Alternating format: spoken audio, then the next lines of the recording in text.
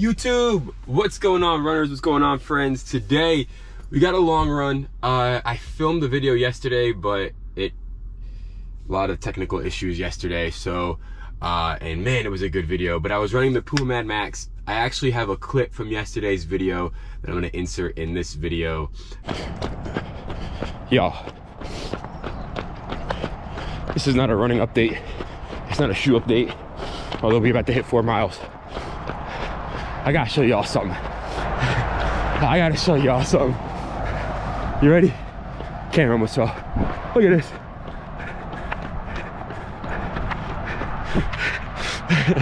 Oscar Mayer hot dog truck. Come on, man. Tell me that did not just make your day. Alright, let's keep going, y'all. But I had a 6 mile run with some strides in the Puma Mad Max, and again, just love the shoe. It was just it was very heavy for me to do some strides in that shoe. I mean, it handled the 4 that I had to do, but I feel like if I had to do any more, I feel like my legs are going to fall off.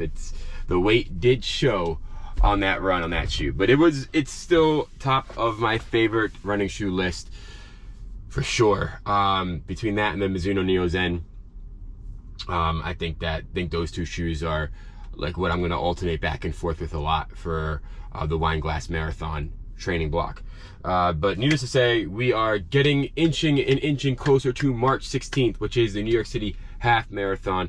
And this is a race that I had like a heavy goal race in my head. So I have a lot of hope for this race to be a PR race. But nevertheless, yesterday's video I talked about nutrition on the run, which I'm gonna bring that back. I might not take the camera out for this run, depending on when I loop back to the car, because it's 14 miles and I don't want to hold the camera for 14 miles, I'm gonna be honest. So I'm gonna do some of the run, get my training in, and then maybe on like the last mile or two cool down if I can loop back to the car to grab it. But needless to say, I want to set the disclaimer early on in the video, but also thank you for all taking the time out of your day to watch these videos. That means a lot to me. The Puma Mad Max, I think, has like 80 views so far, and that's insane to me. We are rocking a brand new shoe today. A brand new shoe. I was not going to rock this shoe, but I have been wanting to try this company. It has been hyped up on social media, and their marketing is transcend the distance. If you guys don't know what I'm talking about, we are talking the Coast R1R. This is the R1R. It has the rubber outsole, not the CPU outsole. So it's the R1R. This is a little bit heavier version. It is 9.8 ounces, I believe, with an 8 mil drop. I'm gonna put the specs up here because I don't remember exactly which one it is. This is a clean looking shoe. I wore it yesterday to work, so it's a little dirty. I just wanted to kind of step in and walk around with it. The cool thing with this shoe is it is designed for road ultra marathons, which is eventually something I do want to get into. I want by next year or the following year to actually do my first 50K. So this is going to be a shoe that I'm going to try on. Yesterday with the step-in feel, it felt really good. So we're going to take it on this first run today. The shoe looks really, really clean. So Mountain Coast is a company that is focusing on an area of running that is ultra road running. Now, mind you, they gave a lot of these shoes out to reviewers. I paid for this one with my own money. Matter of fact, if you go to the website and you sign up for their newsletter, you get $10 off. So I paid for this with my own money. But the shoe is not bad. If I remember correctly, it's $160 for a race day shoe. It is a non-plated shoe. It is a PIBA nitrogen infused sole. They have what's called zero sag, which basically means it doesn't really bottom out. And yesterday I could tell you it does feel good. Their light self foam was really light and really bouncy on the foot. And then they also have the Go Flow, which is this black pad right here, which basically means as you start to fatigue and get tired, the shoe will kind of guide you into where it should be to keep you feeling fresh. A lot of padding on the heel, so we're gonna get into the shoe. The shoe is unique because it has a dual lacing system. So it's got the speed laces down here to kind of dial in the fit, and it's also got regular laces up on the halfway point to dial in your ankle. And the reason why is because if you're doing a long distance running, your foot can kind of swell, so it wants to make a combination for that. The upper feels really good.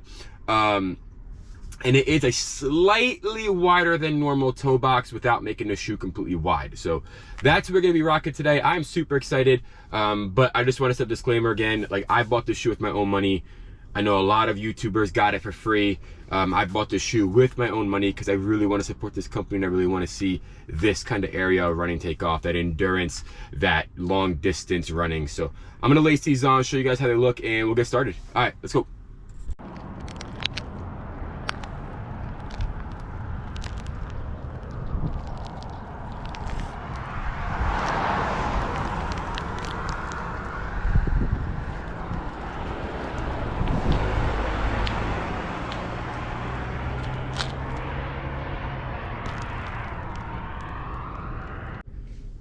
All right, y'all, so like I said, I'm gonna get my warm-up in, and I'm gonna go ahead out there for maybe 1.5 loops, then come back, and hopefully if I plan my route out perfectly, I should have enough time to get the camera and get some good running shots. If not, I'll catch you back for the recap. Let's get into this. This is a long one. This is my longest run since after New York City Marathon. So let's go, let's do it. Training the mind today, training the mind to get back into that long distance. All right, let's go. Yo, what's going on, guys? So we're about 13.5 in, and I was on pace for my half marathon PR, but I pulled back because I didn't want to overdo it too much in training and then not recover well, but still, you know, with still having the congestion left over from last week's sinus infection. So just this last mile, just taking it easy, some walk, run intervals, and just enjoying the day, because the truth is I could have probably done a 1 hour and 45-minute half, but I didn't want to overdo my body. I didn't want to hurt myself in training, reserve it for the marathon, for the half. But I also realized that it's going to be extremely tough to do that. So like this pace that I'm running right now is like a 9:50, and this should be easy for me. I shouldn't be huffing and puffing, but with still being congested, I am. So it is what it is. It was a good run. Go home, write it down. What went well, what didn't went well. Well, what went well, what didn't go so well, and figure it out. All in all, though, shoes are doing great. These might be a contender for my half marathon in New York. All right, let's finish up strong. YouTube friends and family, we are done. 14 miles. You guys had like a little bit of what's that, 13.5. I took the camera with me, and yeah, said everything there. Like, I wanted to take this training run and run it as close as I can to the half marathon, and I think I nailed it. Would I have loved to have seen that, you know, 9-minute, 8:45-minute pace the entire time? For sure, but I didn't. You know, having to do with learning my body and understanding what I can give today, and I feel like I gave an honest effort, and I'm proud of my run. But nevertheless, we did. The route is a little sloppy, so don't look at the route. But we did 14 miles in 1 hour, 12 minutes, average pace of 9:26. You know what, right now, that's what my fitness is, and I'm okay with that. You know, thinking like 3 years ago, I was sitting on the couch eating potato chips. Now I'm running marathons, so I'm okay with a 9:20 pace, you know? About a year ago, I would have been upset with myself and beat myself up, but I'm not doing that. I'm proud of myself. Last week I was sick. This week I ran 14 miles, so had to take a little bit of walk breaks here and there, catch my breath, but hey, we did it. All in all, guys, Mount to Coast shoes. Let's address this bad ass of a shoe right here. This is a badass shoe. I paid for this with my own money. I said it multiple times at the beginning of the video.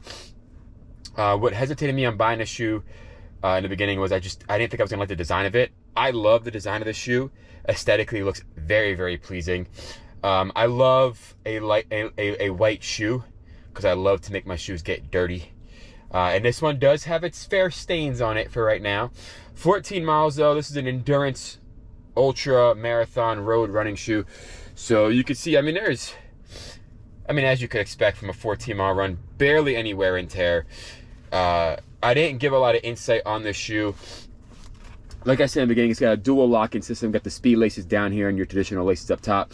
So you have 3 eyelids of the speed laces and 3 eyelids of the traditional laces. Also has a extra hole up here for that runner's knot if you would like to do it. Again, they got that light cell PIBA nitrogen infused foam on the bottom. It felt really good. It's actually very, very, very responsive. Does it have enough cushion? Yes, I did feel protected from the road. If I could put it in a shoe that everyone tries, or I'm pretty sure most people have run in, it feels very, very similar to the Nike Pegasus Plus.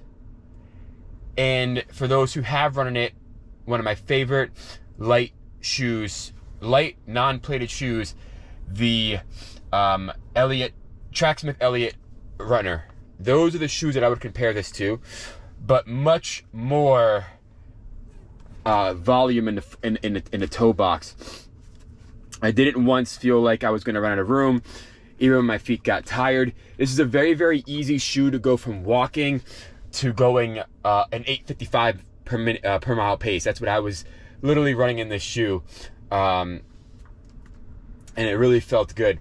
As far as this, what do they call it? The Go Flow, this little like kind of S shape. I don't want to call it a plate because it's not a plate, but in a sense, a stability element of the shoe.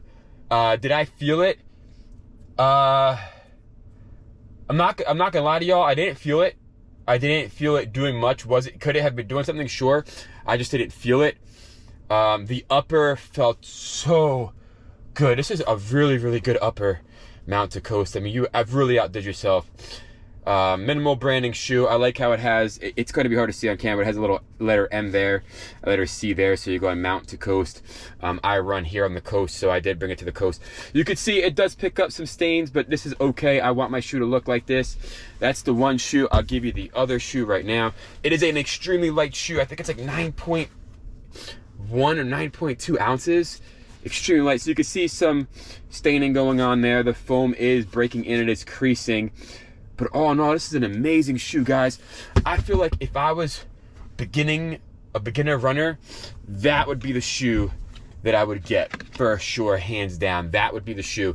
I would recommend that for if you're just starting out in running and you're looking for an all-around really good shoe, one that you could go for a long walk with, one that you could pick up the pace with. I don't really have any negative to say about the shoe as of yet. This was a big 14-mile run in the shoe, but again, this is an endurance ultra marathon road racing shoe. So it's a ultra marathon road racing shoe. So in the US, there are some ultra marathons that are done on the road, Badwater 135, things along those lines. So this is what that shoe is targeted for. So I figured, well, if they're making it and they're marketing for that, it can handle a 14-mile or a marathon. And I honestly said it in the video, this might be a contender for the marathon, for the half marathon for me, and maybe the wine glass marathon. Out of the box, it just felt really, really good. I mean, all shoes do, but this one just didn't really need much breaking in. So I would say, yes, if you are a beginner runner, this would be the shoe I would recommend, the Mount to Coast.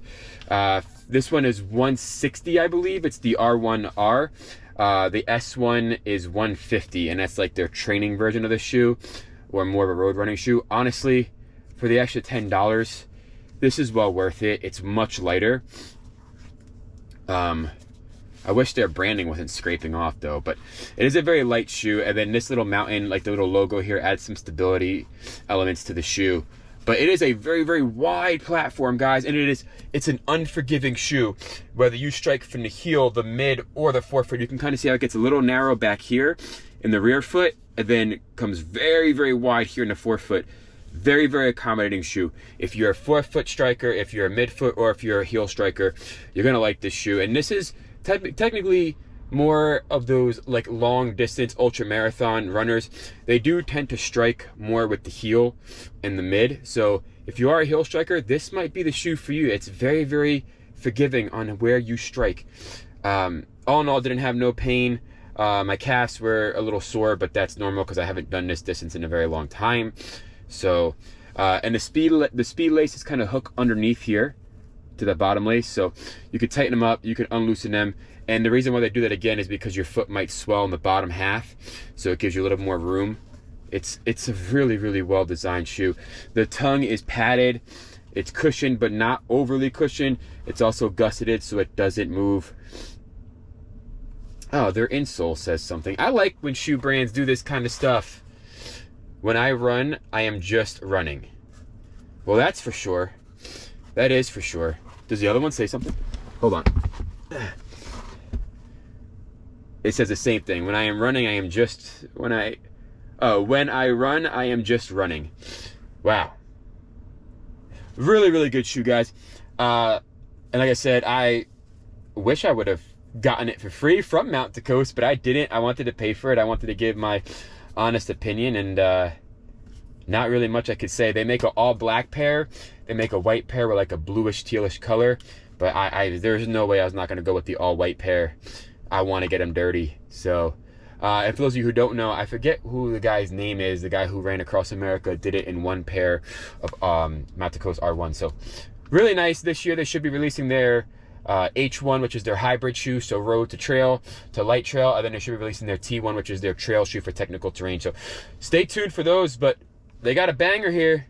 I'm telling you, this is the one shoe. If you're a beginner runner and you want one shoe, 160 bucks, you can't go wrong. All right, y'all, till the next run. Thank y'all for tuning in. Thank y'all for watching. Thank you for clicking the like and subscribe button. That means a lot to me. If you watch the end of the video, I appreciate you so much. Enjoy the rest of your day. Peace out.